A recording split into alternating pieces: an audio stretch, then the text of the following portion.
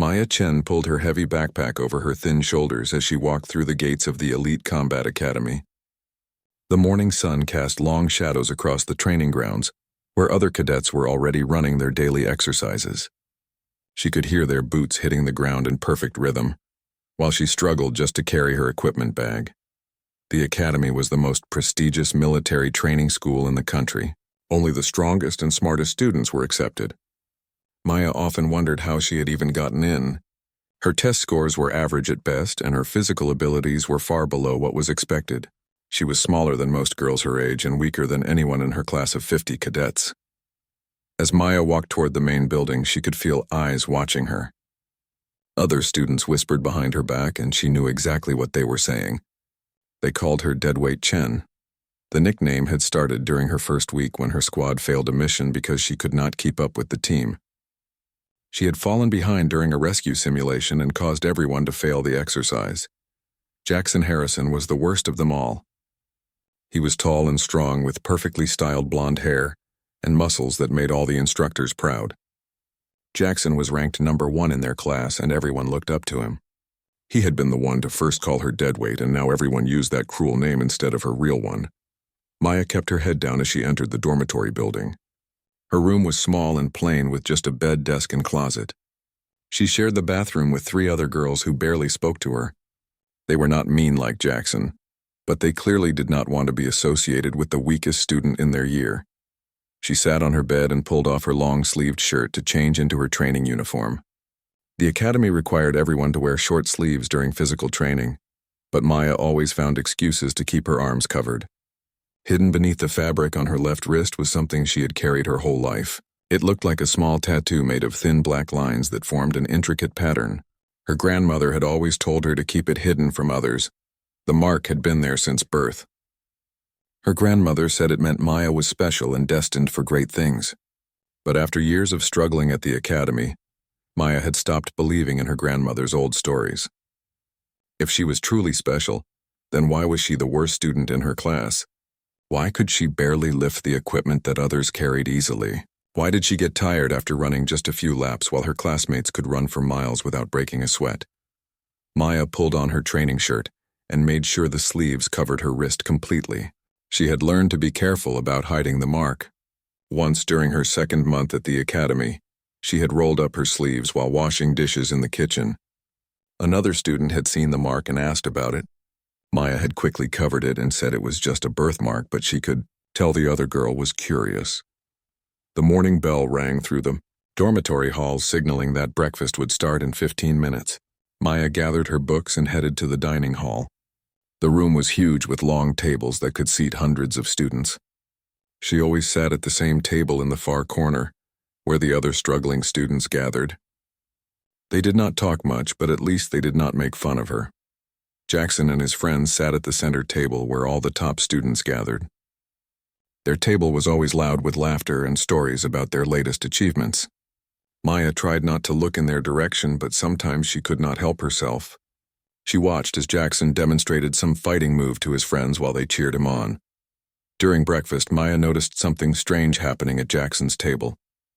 One of the instructors had brought a tablet computer and was showing the top students something on the screen.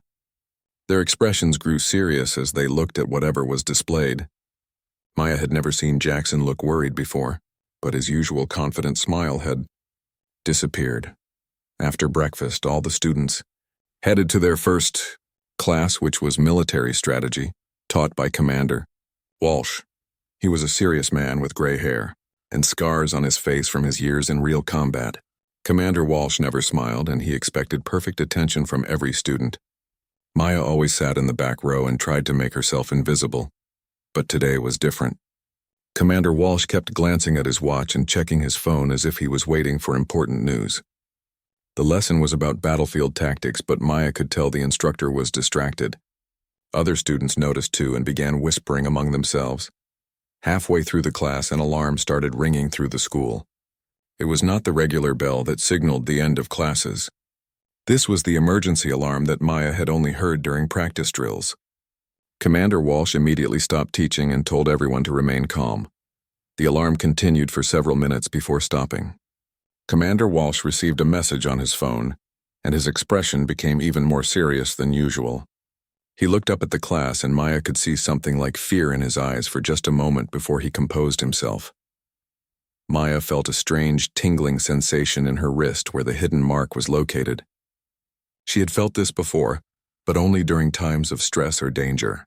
The feeling was getting stronger as she sat in her chair listening to the silence that had filled the classroom. Something important was happening, and she could sense it even though she did not understand what it meant. The other students looked around nervously, waiting for someone to explain what was going on. Jackson raised his hand to ask a question, but Commander Walsh shook his head and told everyone to wait. Maya pressed her hand against her wrist, trying to stop the tingling sensation, but it only grew stronger. She had no idea that this moment would change everything about her life at the academy. The emergency that was unfolding would soon reveal that everything she believed about herself was wrong. The girl everyone called Deadweight was about to discover that she possessed abilities that could save lives and change the course of history.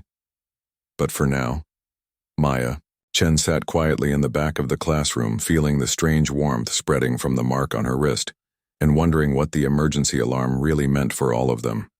The emergency alarm stopped ringing, but the tension in the classroom remained thick like fog.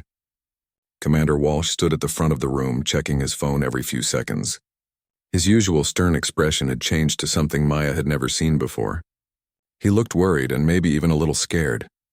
Maya pressed her hand harder against her wrist, where the strange tingling sensation continued to grow stronger. The hidden mark beneath her sleeve felt warm against her skin. She had experienced this feeling before, but never this intense. It was as if something was trying to wake up inside her body. Commander Walsh finally put away his phone and looked at the class with serious eyes. He walked to his desk and pressed a button that made the classroom windows darken automatically. Then he activated the large screen at the front of the room. The students sat up straighter in their chairs, knowing that something important was about to happen. The screen flickered to life, showing aerial photographs of a large building complex surrounded by high walls and guard towers. Maya recognized it as a government facility, but she had never seen this particular location before. The images looked recent, and she could see smoke rising from several areas around the buildings. Commander Walsh cleared his throat before speaking. His voice carried a weight that made every student pay attention. Even Jackson and his friends stopped their usual whispering and focused on the instructor. The Omega Research Facility was attacked 6 hours ago, he announced. The enemy forces have taken control of the entire complex. They are holding 43 scientists and researchers as hostages. These are some of our most brilliant minds working on projects that could change the future of our country. Maya felt her heart begin to race as she listened to the details. Real people were in danger, and this was not just another training exercise. The photographs on the screen showed damaged buildings and what looked like armed soldiers patrolling the grounds. Commander Walsh continued explaining the situation. The enemy had not just taken hostages. They had also gained access to classified research and experimental weapons that could not be allowed to fall into the wrong hands. The government needed to act quickly before the situation became even worse. But there was a bigger problem that made the mission almost impossible. The facility was protected by an advanced security system called Nexus. This artificial intelligence controlled every door, camera, and defense mechanism in the entire complex.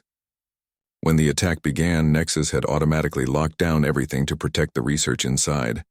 Now the facility was like a giant puzzle box that could not be opened. Nexus would not respond to normal override commands. The system required a special biological key to unlock its controls.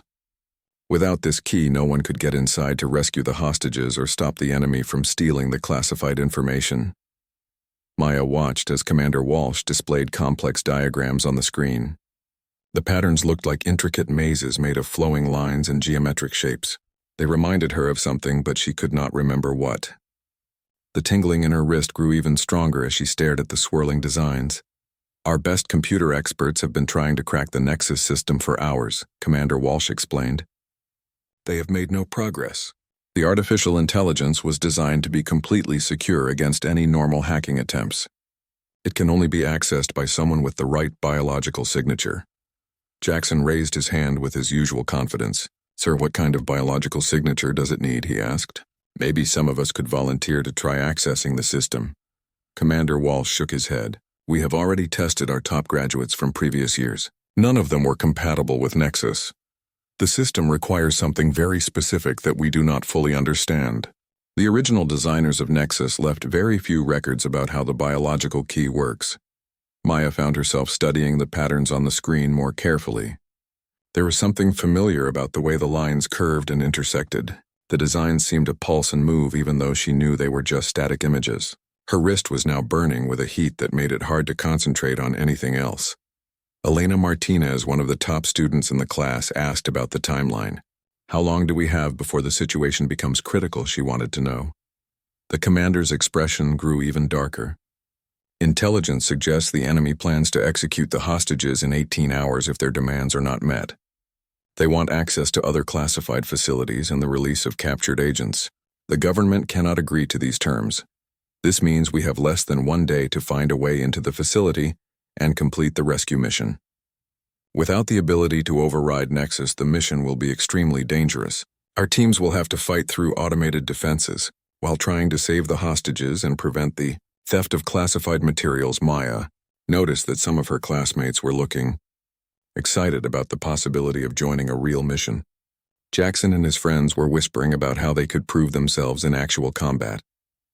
But Maya felt only worry for the innocent people whose lives were in danger.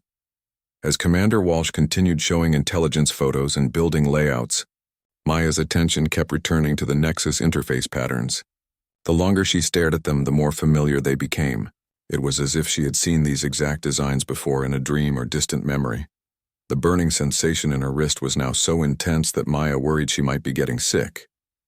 She tried to ignore the feeling and focus on the briefing, but the heat continued to spread up her arm. Something was definitely wrong with her body, but she did not want to draw attention to herself. During such an important moment, Commander Walsh announced that he would be selecting a team of the Academy's best students to assist with the mission. They would not be leading the operation, but they might be needed for support roles. Maya knew she would never be chosen for such an important assignment. Jackson immediately volunteered along with Elena and Marcus Webb, another top performer. Several other high-ranking students also raised their hands, eager for the chance to participate in a real rescue mission. Maya remained quiet, in her seat trying to manage the strange sensations coursing through her body. She had no idea that the patterns on the screen were calling to something deep within her genetics. The mark on her wrist was responding to Nexus in ways that neither she nor Commander Walsh could yet understand. The impossible mission would soon reveal that the weakest student in the class might actually hold the key to saving everyone. Maya tossed and turned in her narrow dormitory bed, unable to find any comfort. The images from Commander Walsh's briefing played over and over in her mind like a movie she could not turn off. The swirling patterns of the Nexus system seemed to glow behind her closed eyelids every time she tried to sleep. The burning sensation in her wrist had not gone away. If anything, it was getting stronger as the hours passed. Maya pulled back her sleeve and looked at the strange mark in the darkness of her room. For the first time in her life, the black lines seemed to shimmer with a faint light that she had never noticed before. She checked the clock on her bedside table. It was 2:15 in the morning, and she knew she needed to get some rest before training began in a few hours. But her mind would not stop racing with thoughts about the hostages trapped in the Omega facility. 43 innocent people were depending on someone to save them, and time was running out. Maya gave up trying to sleep and quietly got dressed in her academy uniform. She decided to go to the computer lab where she could review the mission files that Commander Walsh had shown them. Maybe if she studied the building layouts and security systems, she could think of something that might help the rescue teams.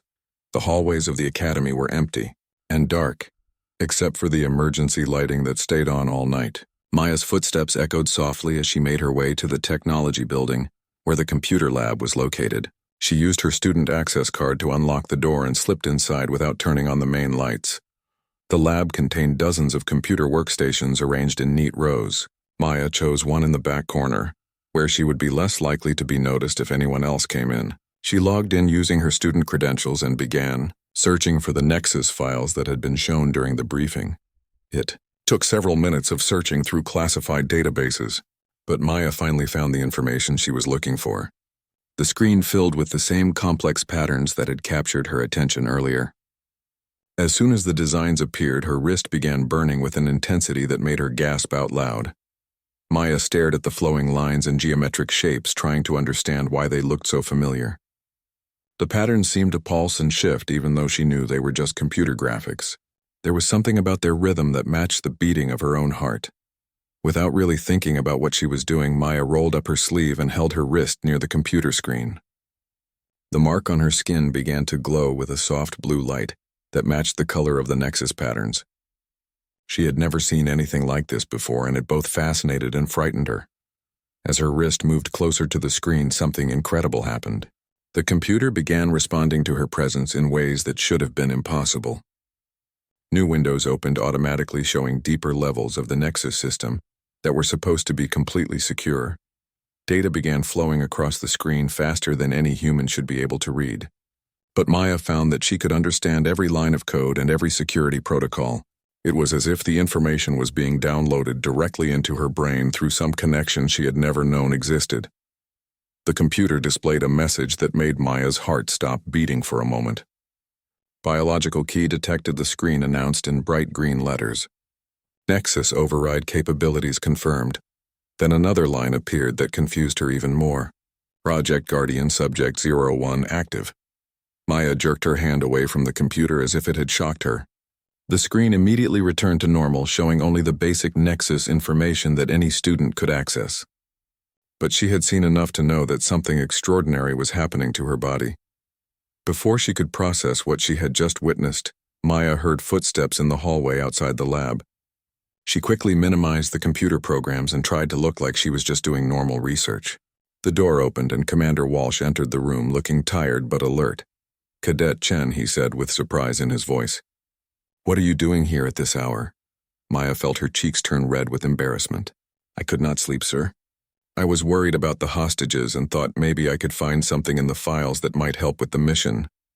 Commander Walsh studied her face carefully as if he was trying to read her thoughts. His eyes moved to the computer screen where traces of the Nexus patterns were still visible. Maya held her breath, waiting for him to ask more questions about what she had been doing.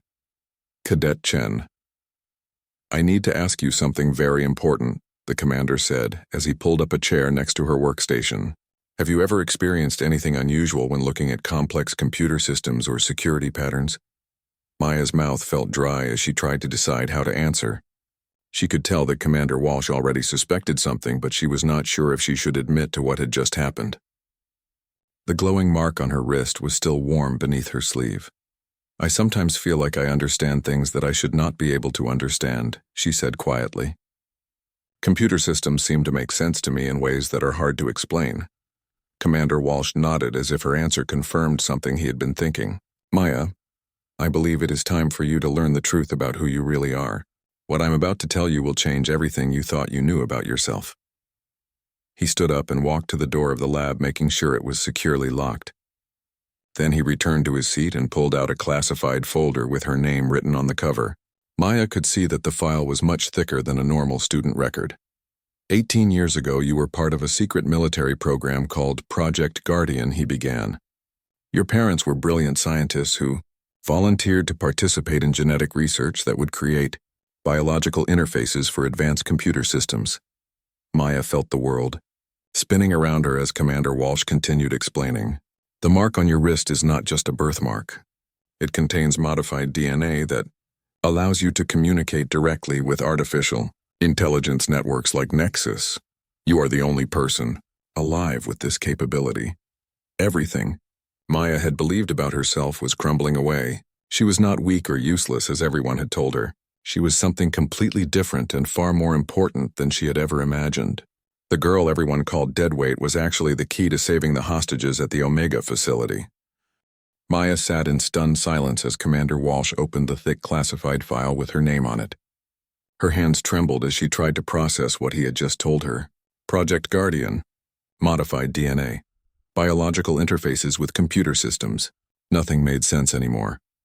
Commander Walsh pulled out several photographs and documents from the folder. The first picture showed a man and woman in white laboratory coats standing next to advanced computer equipment. They looked young and excited about their work. Maya had never seen these people before, but something about their faces seemed familiar. "These are your parents," he said, gently placing the photograph in front of her. Dr. Sarah Chen and Dr. Michael Chen were the lead scientists on Project Guardian. They were brilliant researchers who believed they could create a new type of human who could communicate directly with artificial intelligence systems. Maya picked up the photograph with shaking hands. The woman had the same dark hair and small build that Maya had inherited. The man had kind eyes behind wire-rimmed glasses and a smile that reminded Maya of her own reflection. She had grown up believing her parents died in a car accident when she was very young. "That is not true," Commander Walsh said, as if reading her thoughts. "Your parents died in a laboratory explosion at the original Guardian research facility. You were only 2 years old at the time. The accident destroyed most of the research data and killed everyone involved in the project except for you." Maya felt tears beginning to form in her eyes. Her whole life had been built on lies. Her grandmother had never told her the truth about her parents or about the strange mark on her wrist. She had grown up thinking she was ordinary when she was actually the result of advanced genetic engineering. Commander Walsh continued turning pages in the file. The project began 20 years ago, when our military realized that future warfare would depend heavily on computer systems and artificial intelligence. Traditional soldiers would not be enough. We needed people who could interface directly with machines and control them as extensions of their own bodies.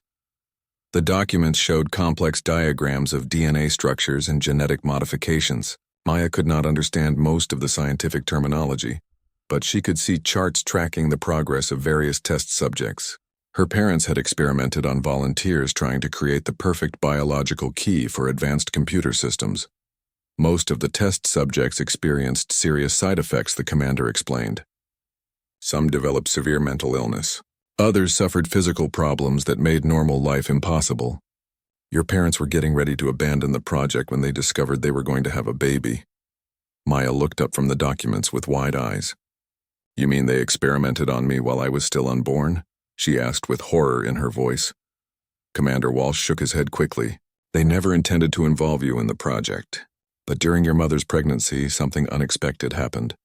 The genetic modifications your parents had been testing somehow transferred to your developing body naturally. You were born with abilities that none of the adult test subjects had achieved."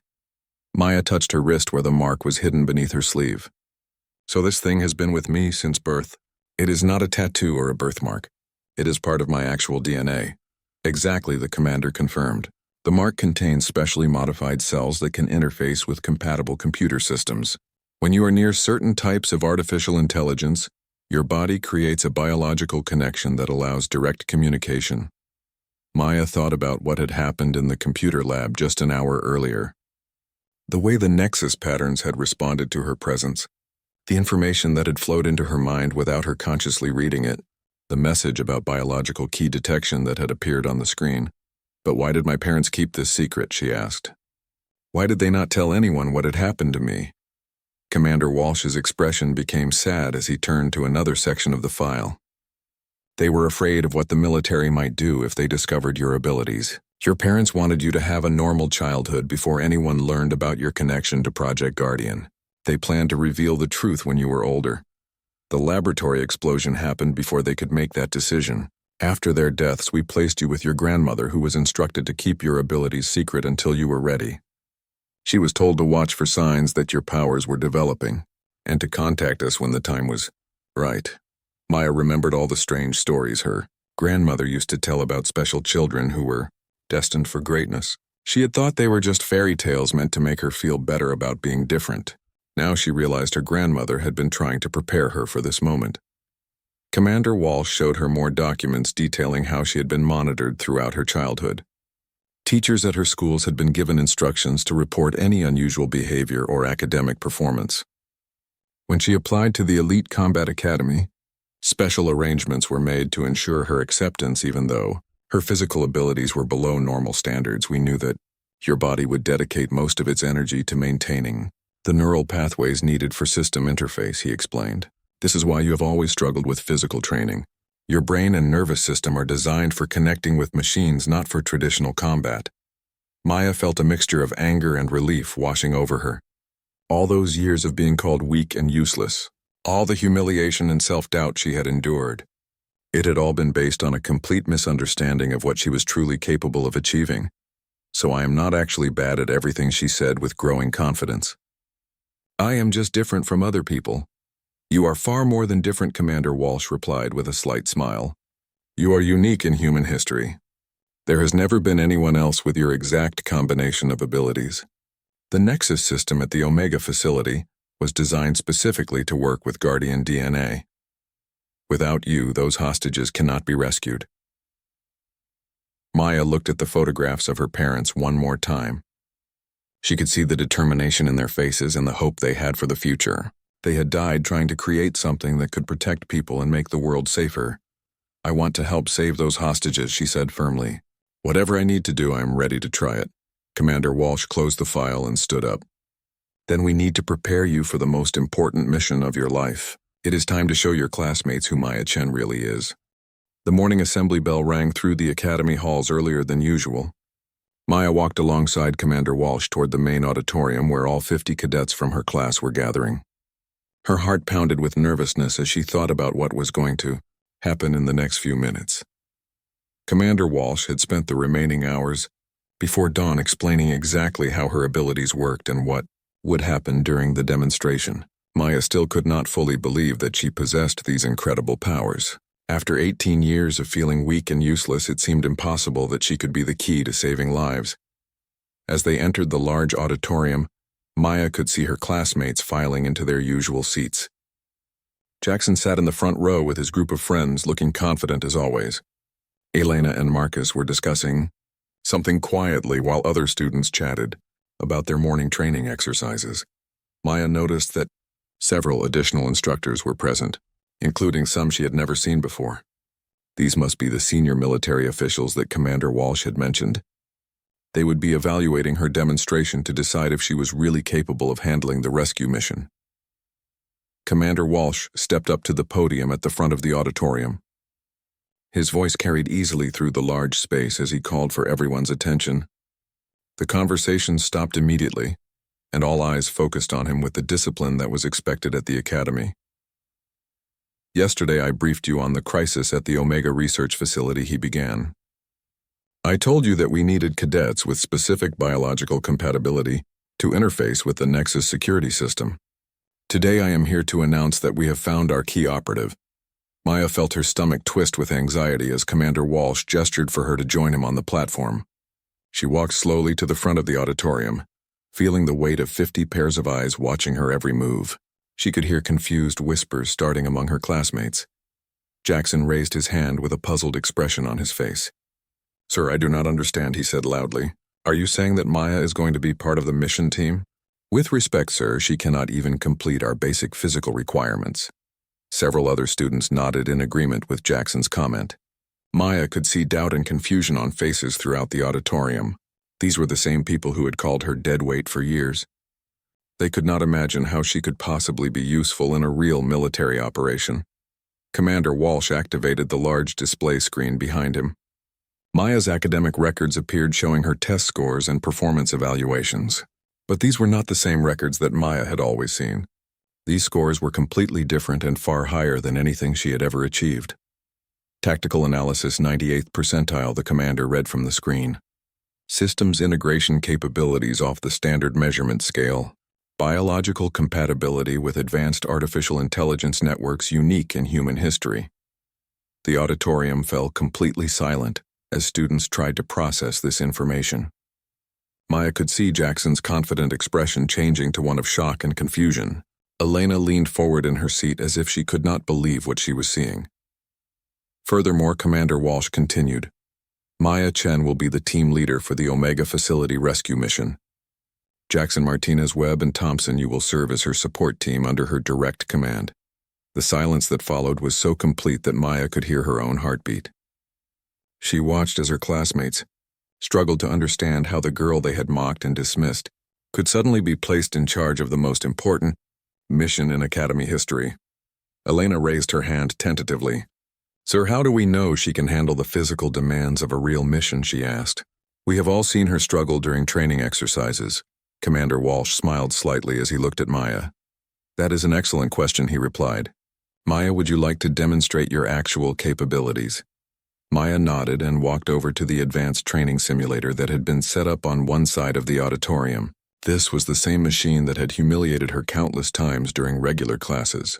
But now she approached it with a completely different understanding of her abilities. She placed her hand on the simulator's control interface and immediately felt the familiar, tingling sensation in her wrist. The mark beneath her sleeve began to warm as it established a connection with the machine's computer systems. Maya could sense the simulator's programming and understand exactly how it was designed to challenge users. Instead of fighting against the system like she had always done before, Maya allowed her consciousness to merge with the simulator's artificial intelligence. She could see the virtual environment from the machine's perspective and anticipate every challenge before it appeared. Maya moved through the simulation with a grace and precision that left everyone speechless. She was not using brute force or superior physical strength. Instead, she was communicating directly with the system and turning it into an extension of her own mind and body. The simulator created increasingly difficult scenarios, but Maya handled each one with ease. She could predict where enemies would appear and what obstacles would be placed in her path. The machine was no longer her opponent but her partner in completing the exercise. When the simulation ended, Maya looked at the score display with amazement. She had achieved the highest rating in Academy history, breaking records that had stood for years. The same girl who had never been able to complete a basic training exercise had just demonstrated abilities that surpassed every other student. Jackson stood up slowly from his seat. His face showed a mixture of respect, confusion, and perhaps a little fear. "Sir, I owe Maya an apology," he said in a voice that carried throughout the auditorium. "We all do. We completely misunderstood what she was capable of achieving." Other students began standing and clapping as they realized what they had just witnessed.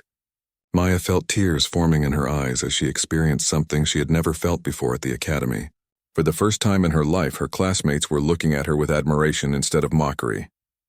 Commander Walsh stepped forward to address the assembled cadets. "Maya Chen is not just qualified for this mission," he announced. "She is the only person on Earth who can complete it successfully. The lives of 43 hostages depend on abilities that only she possesses." Maya stood on the platform looking out at her classmates who had spent years calling her Deadweight. Now they understood that everything they thought they knew about her had been wrong. She was not the weakest person in their class. She might actually be the strongest. 6 hours after the demonstration, Maya found herself sitting in the back of a military aircraft flying toward the Omega Research Facility. The helicopter was filled with advanced equipment and weapons that she had only seen in training videos.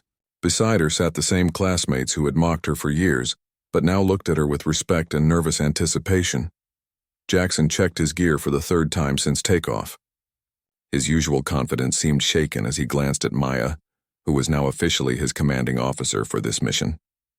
Elena sat across from them studying building blueprints while Marcus reviewed the intelligence reports about enemy positions inside the facility.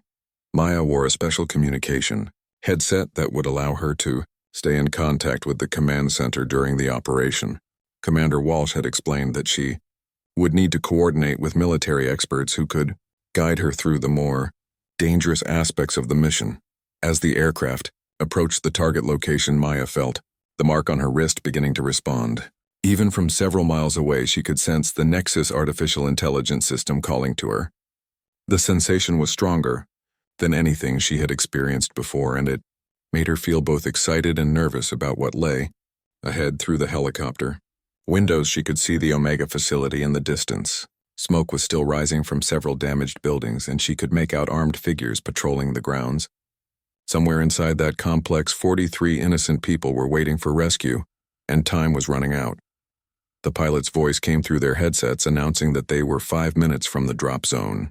Maya's team would be landing on the roof of the main building, while other military units created diversions at different locations around the facility. Maya felt her heart racing as she prepared for her first real combat mission. All her training had been leading to this moment, but she still worried about whether she could perform under actual life and death pressure. The lives of the hostages depended on her ability to interface with Nexus and take control of the facility's systems. Jackson looked at her with an expression she had never seen from him before. "Maya, I want you to know that I am sorry for how I treated you," he said quietly. "I should have recognized that you were special instead of making your life difficult." Maya nodded, appreciating his apology, but keeping her focus on the mission ahead. "We all make mistakes," she replied. "What matters now is working together to save those people." The helicopter touched down on the facility roof with a soft thud. Maya's team quickly exited the aircraft and took defensive positions while the pilot prepared to leave. Within seconds, they were alone on top of the building with enemy forces somewhere below them. Maya approached the roof access door and placed her hand on the electronic lock.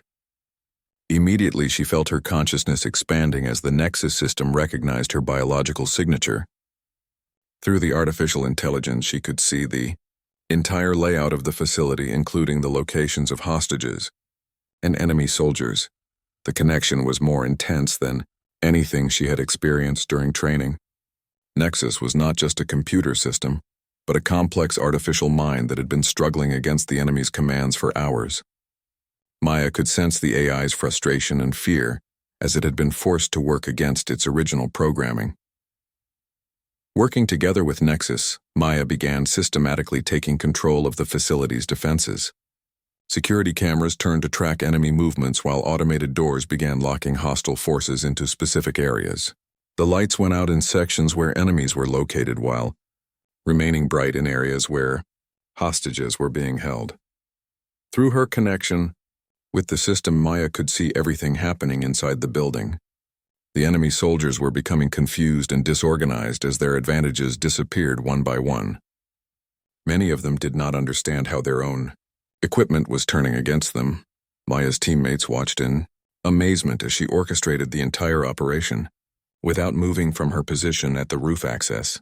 Her eyes were closed in concentration as she communicated directly with Nexus through the biological interface in her wrist. Elena spoke into her radio, updating the command center on their progress. "Target building is under friendly control," she reported. "Maya has established complete interface with facility systems. Enemy forces are being contained and neutralized." Maya could sense the locations of all 43 hostages scattered throughout different laboratories and office areas.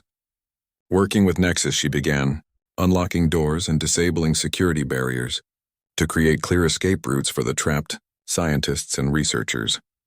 At the same time, she used the facility's defensive systems to trap enemy soldiers in areas where they could be safely captured by the other military teams. Elevator doors refused to open for hostile forces, while air conditioning systems were redirected to make certain areas uncomfortable for anyone trying to hide. The most dangerous part of the mission came when Maya detected that some enemy soldiers were threatening to harm hostages if their demands were not met. Using Nexus, she was able to activate non-lethal security measures that disabled the threats without putting innocent people at risk. Maya opened her eyes and looked at her teammates, who were staring at her with expressions of awe and respect. "The facility is secure," she announced. "All hostages are safe and enemy forces have been contained. The mission is complete." Jackson shook his head in disbelief. "I have never seen anything like that," he said. "You controlled an entire building just by touching a door lock." Elena was monitoring radio communications from the other military teams. She looked up with a smile. "Command Center confirms that all hostages have been safely evacuated," she reported. "0 casualties among friendly forces. Mission success." Maya felt a wave of relief and satisfaction washing over her. For the first time in her life, she had used her abilities to accomplish something truly important. The same powers that had made her seem weak and different had just saved 43 lives. As they prepared to leave the facility, Maya realized that everything about her life was going to change. She was no longer the girl everyone called Deadweight. She had proven that her unique abilities could make a real difference in the world and protect people who needed help. The rescue mission was over, but Maya's journey as a guardian was just beginning. 2 weeks after the successful rescue mission, Maya stood once again in the Academy's main auditorium. But everything had changed since the last time she had been on this stage. The same 50 cadets who had once whispered cruel jokes about her now looked at her with admiration and respect that she had never experienced. Before Commander Walsh stood at the podium, holding a medal case that gleamed under the bright lights. The Guardian's Cross was the highest honor that could be awarded to anyone at the Elite Combat Academy. In the Academy's 100-year history, only 12 people had ever received this recognition. Maya wore her dress uniform with pride, feeling the weight of her new rank insignia on her shoulders. She had been promoted to Special Operations Leader, making her one of the youngest people ever to hold such an important position. More importantly, she finally understood her true purpose in the world. The rescued scientists and researchers from the Omega facility sat in the front rows as honored guests. Dr. Williams, the lead researcher, had personally requested permission to attend the ceremony. He wanted to thank the young woman who had saved his life and the lives of his colleagues. Maya looked out at the assembled crowd and spotted her grandmother sitting in the VIP section.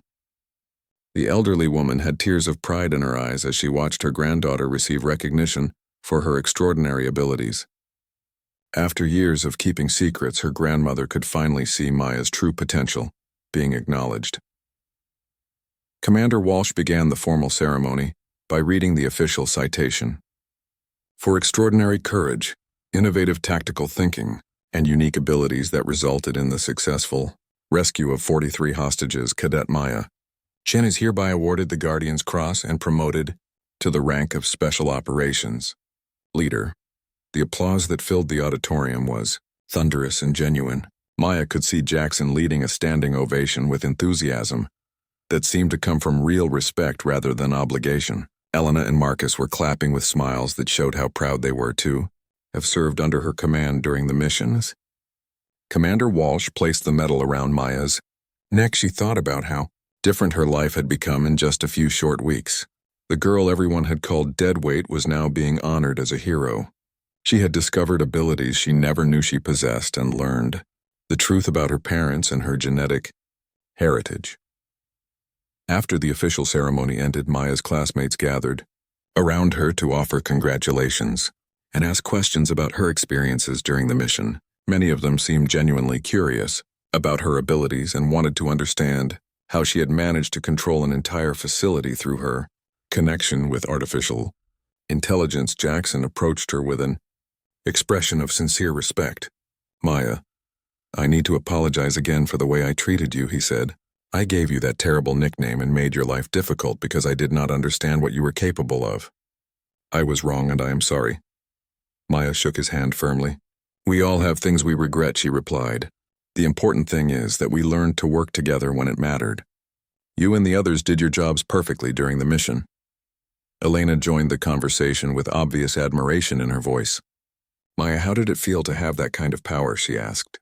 Being able to control all those systems and see everything that was happening in the building must have been incredible. Maya considered the question carefully before answering. It was overwhelming at first, she explained. But once I learned to trust the connection between my abilities and the Nexus system, it felt natural, like I was finally doing what I was meant to do. Marcus nodded with understanding. You make it sound easy, but we all saw how much concentration it required, he said. The rest of us were just standing there watching while you saved 43 lives using nothing but your mind. Dr. Williams approached the group of students with a warm smile on his face. He had specifically asked to meet the young woman who had rescued him and his research team from what could have been a deadly situation. Miss Chen, I cannot adequately express my gratitude for what you did, he said. Your abilities allowed you to accomplish something that would have been impossible for any conventional rescue team. You gave all of us our lives back. Maya felt her cheeks turning red with embarrassment at the praise. I was just doing my job, she replied modestly. Any of my classmates would have done the same thing if they had my abilities. But that is exactly the point, Dr. Williams continued. You do have those abilities and you use them to help people who desperately needed assistance. That takes courage and character that goes beyond just having special powers. Commander Walsh joined the conversation carrying a folder with new assignment papers. Maya, I hope you are ready for your next challenge, he said with a slight smile. The success of the Omega mission has attracted attention from military leaders around the world. There are other facilities that need someone with your unique qualifications. Maya looked at the folder, wondering what new adventures awaited her. For so many years, she had felt lost and purposeless at the academy. Now she finally understood that her genetic modifications and special abilities were gifts that could be used to protect innocent people and make the world safer. As the ceremony crowd began to disperse, Maya stood quietly for a moment, reflecting on her incredible journey. She thought about her parents who had died trying to create something that could help humanity. She thought about her grandmother who had kept family secrets for 18 years waiting, for the right moment to reveal the truth. Most of all, she thought about how wrong everyone had been about her, including herself. The physical weakness that had made her seem useless was actually a sign that her body was designed for something far more important than traditional combat training. The whispers that now followed Maya through the academy halls carried a completely different message than before. "There goes Guardian Chen," students would say with respect and admiration. "Thank goodness she is on our side." Maya Chen had finally found her place in the world and discovered that being different was not something to be ashamed of. Her unique abilities made her valuable in ways that no one had ever imagined. The girl who had once been called Deadweight was now recognized as one of the most important people at the academy. Her story was just beginning, and Maya looked forward to using her guardian abilities to help people and protect those who could not protect themselves.